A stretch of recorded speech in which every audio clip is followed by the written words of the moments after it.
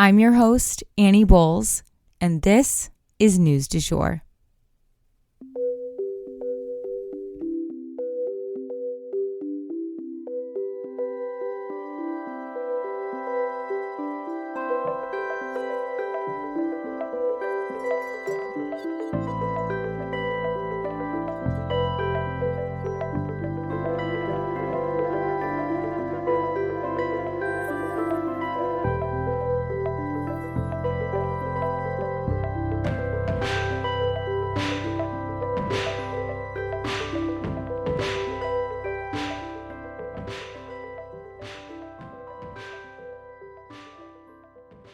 Hey you guys, and welcome back to the News du Jour, a calmer space to consume the news. So before we jump into the episode today, I wanted to remind you guys that we are sponsored by Liquid IV, the hydration multiplier. So basically, Liquid IV, if you don't know what it is, it's a powder that you can put in your water and it helps your water be more effective and go further in your body. It also contributes 5 essential nutrients to your body, so it just runs better in general. I know I like to use them for 3 main things: hangovers, traveling, and then also just to stay healthy on the day-to-day. So if you want 20% off your order, you can use code DUJOUR, that's DUJOUR, for 20% off Liquid IV. When you shop our sponsors, you help us to literally just like keep the lights on and do the basic things that we need to do for this podcast. So we really appreciate it, and thanks for supporting our show. So I wanted to issue a correction here at the top of the episode. Whenever I have corrections, I immediately want to make sure you guys are aware that I relayed something incorrectly. So 8 passengers is not actually 8 kids. It is 6 kids and then the 2 parents. So I wanted to clarify that because I said the woman had 8 children and that is incorrect. It is 6.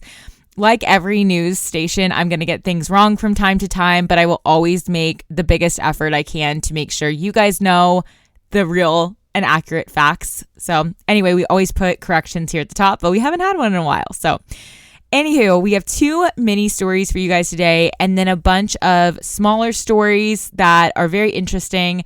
Let's get into it.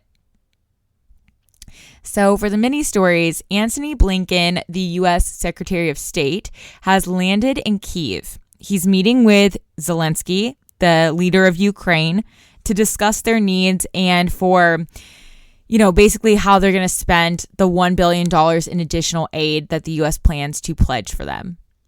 At the end of the day, the U.S. is spending a lot to protect Ukraine, but World War III would be a lot more expensive. So it is definitely an investment in our collective safety. Stay tuned on this trip.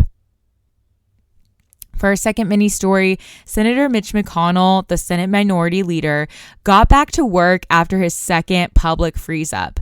He claims, alongside his doctors, that he experienced no stroke or seizure and that he is fit to return to work. But to me, this almost leaves more questions than answers. If it wasn't a stroke or it wasn't a seizure, then what the heck happened? Why did he just freeze up like that?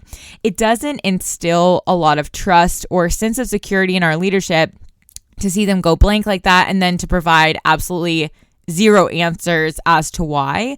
I hope he's okay, but I also hope that we have leadership who know their own limits. We'll definitely keep you guys posted. For our first story today, I wanted to let you guys know that Enrique Tarrio was sentenced. So the Proud Boys leader has officially been sentenced. Last week we talked about the fact that his sentencing was delayed a little bit, but it has now happened. They didn't go light on him. He was handed down the most severe penalty of any of the January 6th participants so far. And that's because he was pretty instrumental in planning the attack on our Capitol. He was sentenced to 22 years in prison for his role in attempting to prevent a peaceful transfer of power. The prosecutors had sought 33 years, but 22 still sets the record. The Proud Boys believed that they were mobilized by President Trump when he said to them, quote, "Stand back and stand by," during a presidential debate against Biden.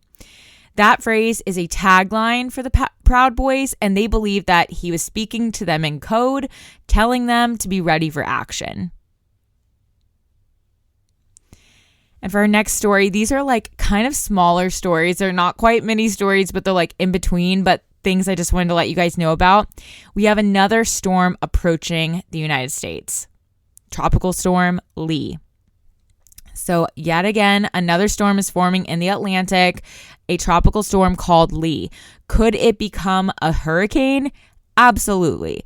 In fact, one expert said that it's a question of when and not if this storm will rapidly intensify. They think it definitely will, but the east coast of the United States is supposed to be bracing for this storm from Florida to Maine. There's a lot of factors that go into when and where it will hit, so we don't really know. It's just kind of like spinning out there, but we'll definitely keep you guys posted. Stay tuned. And then we have a number of sort of women's rights related stories that we're going to go through. They're, again, these kind of smaller stories, but I wanted to touch on all three. So a woman in Tennessee gave birth alone in a jail cell. Reading this headline, it felt like I had been punched in the stomach. I honestly could not imagine this woman's pain, her fear, and sense of isolation in such a very pivotal moment. Meanwhile, her child is likely in danger for being born into an unclean environment without the care that it needs. According to reports, the woman sought medical attention for over an hour. Fortunately, the woman and her child were healthy once they made it to the hospital, and they are in stable condition. But it is still horrifying and so traumatizing that they ended up in that position at all. And what's maybe even worse is that it seems like nothing is being done about this. The local sheriff's office said that they conducted a review of the events, but there's not been any punitive action, or at least none that the public is aware of. So this is super disheartening. And if you would like to call to ask for action on this, it's the Montgomery County Sheriff's Office that conducted the investigation. And while probably most of us are not constituents there, you could call and put a little pressure on them to hold somebody accountable for this, because it's so unacceptable. And then for this next story, I wanted to issue a content warning. This story involves rape. So 2 rape cases in Italy are potentially game changers. Italians are taking a deeper look at what it means to be a woman in Italy, following the gang rape of 2 preteen girls, literal children. Naples is a city that is defined by crime, and what happened kind of on an outskirts like town or like suburb of Naples, but that didn't make this crime on the outskirts of town any less horrific. An abandoned swimming pool with broken glass and smashed tiles strewn about was the same place that 2 girls' lives were irrevocably shattered. The 2 girls were ages 10 and 12 respectively, and they were raped by gangs of their peers. The case is being brought to the forefront, and it's bringing up conversations about misogyny in a country that can still be pretty backwards when it comes to their attitudes towards women. There's been a lot of violence against women, both historically in Italy and in recent years, and they're finally confronting this trend and looking inward to figure out how to evolve. Luckily, their female prime minister is stepping in to address what she calls the barbaric crimes that happened there and to crack down on crime in Italy generally. She vowed to this community that she was going to redo this pool area and make it a true recreation place for the community and snuff out lawless areas of Italy, making the country safer for everyone. Let's pray that she can get that done. And last in our short stories about women's rights, Texas drops the tampon tax. So the state of Texas has become the latest state to drop what is commonly referred to as the tampon tax. 24 states now have gotten rid of it, but that's less than half of the states in our country. But it was just another way that women were discriminated against. Basically, tampons were designated as a luxury by many states and taxed accordingly, much higher than necessities, despite the fact that period products are completely necessary for living life for the vast majority of women and girls. Things like contact lenses and over-the-counter meds didn't have any sales tax. And yet, period products, literally to prevent yourself from bleeding all over the place, were taxed out the asshole. And the new law also drops taxes on a number of other female products, such as breast pumps, baby bottles, maternity clothes, things that were, again, taxed as luxury items when they are simple necessities. So here's to a little progress. Let's keep going.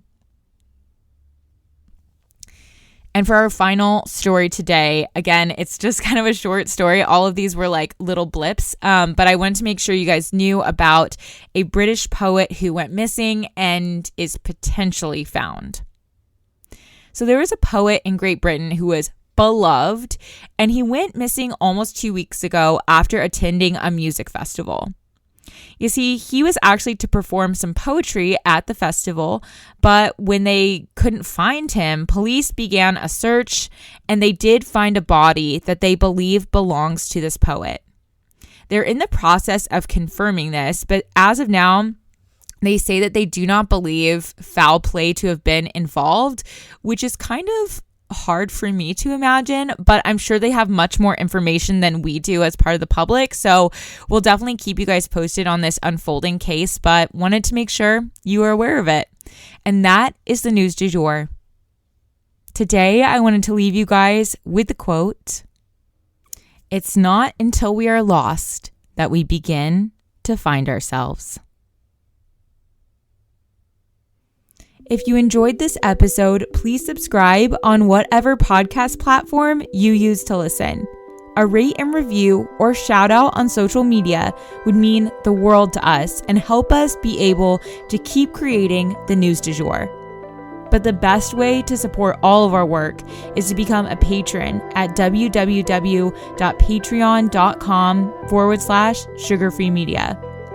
You can also follow us on social media under sugarfreemedia.co on Instagram and just sugarfreemedia, all one word, on TikTok.